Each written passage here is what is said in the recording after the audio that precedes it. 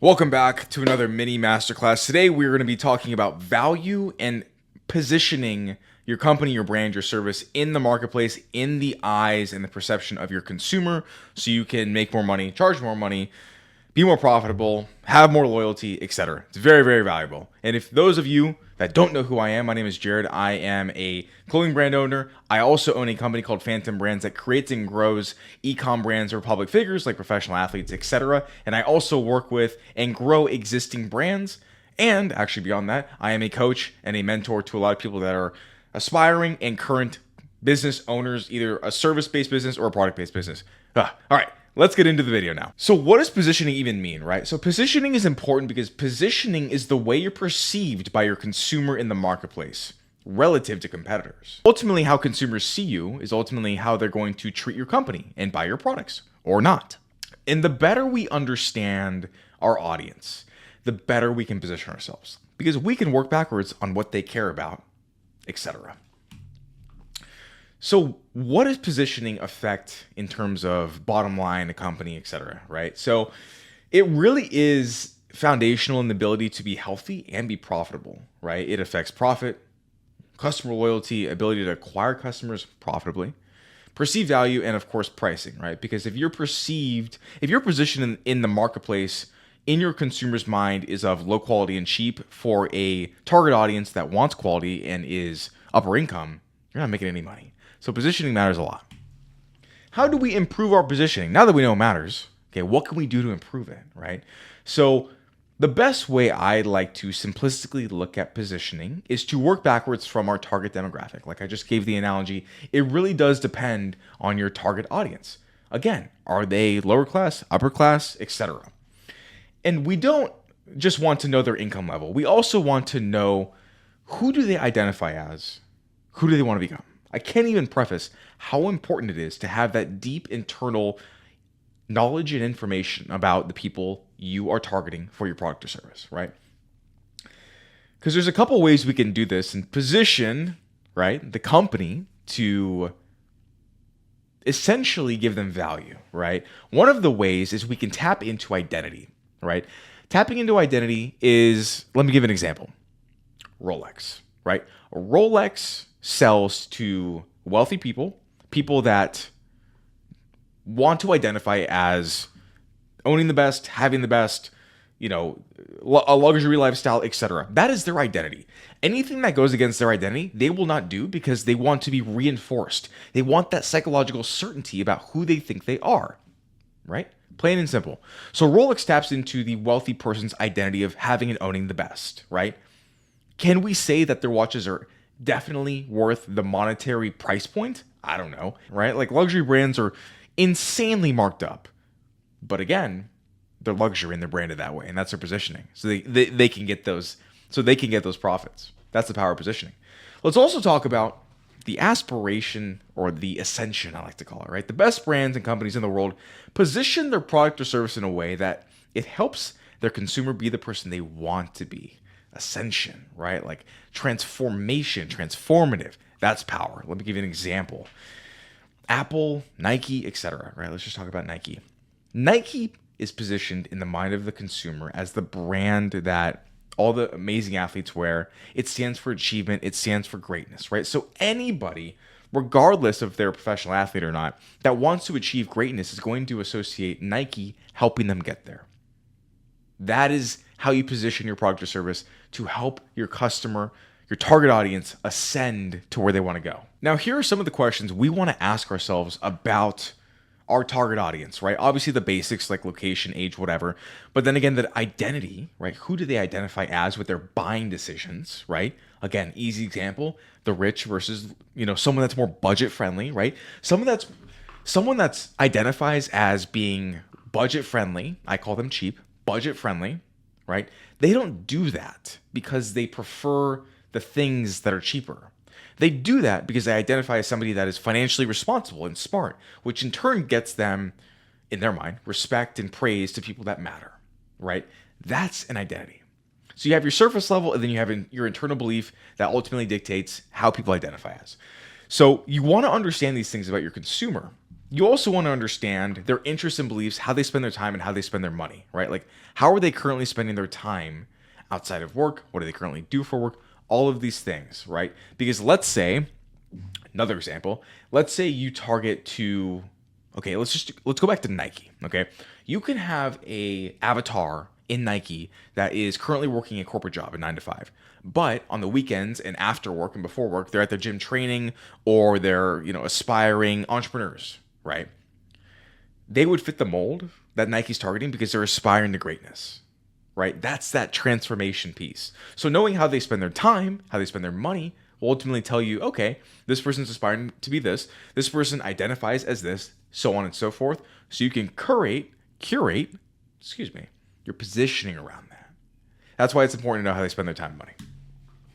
Now, interests and beliefs are also very powerful for us to understand who they are, right? And obviously, the best way to do this is if you have an existing business, you're going to ask your customers.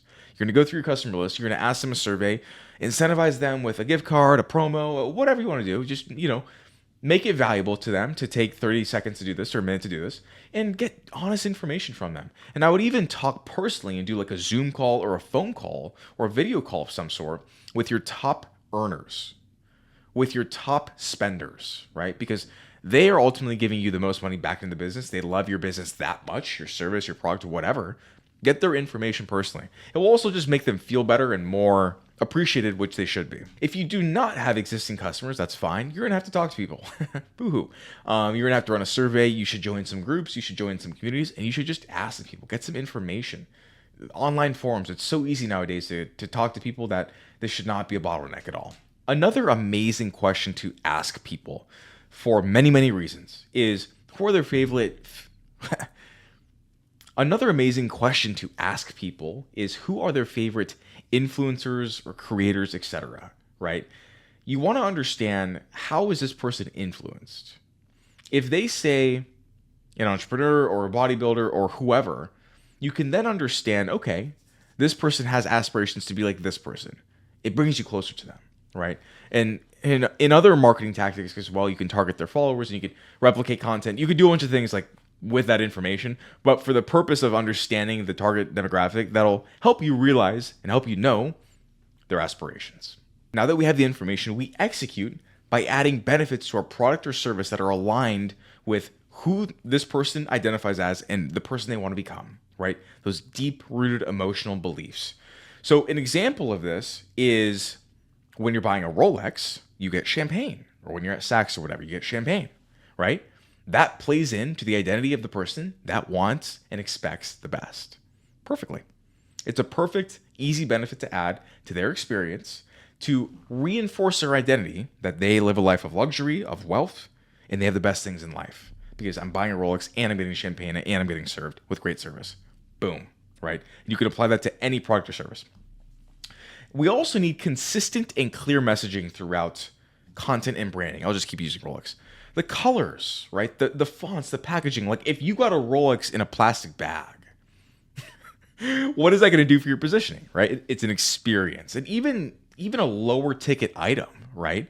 People may care about like cooler fonts than luxury fonts. They may care about, not expensive packaging, but community packaging and trendy packaging. So you can just curate it to your target audience, right? It's a process of working backwards.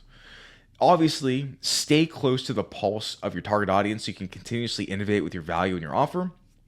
And building a community beyond your company is massively important, especially for a product-based business. You can do this in a number of different ways, but everybody likes to be around like-minded people at the end of the day. Like, we're all human beings, right? And if you can connect like-minded people and have your product or service associated with it, more loyalty, they'll spend more, they'll like you more, they'll trust you more, they'll be happier overall. Let's talk about price increase and increasing perceived value. I've already kind of talked about indirect ways to do this, but let's expand. Because amazing positioning can result in you charging premiums, making more money, people buying more of your product or service, staying around longer, more loyalty. Like all those things indirectly are going to make you more money, help you charge more, right?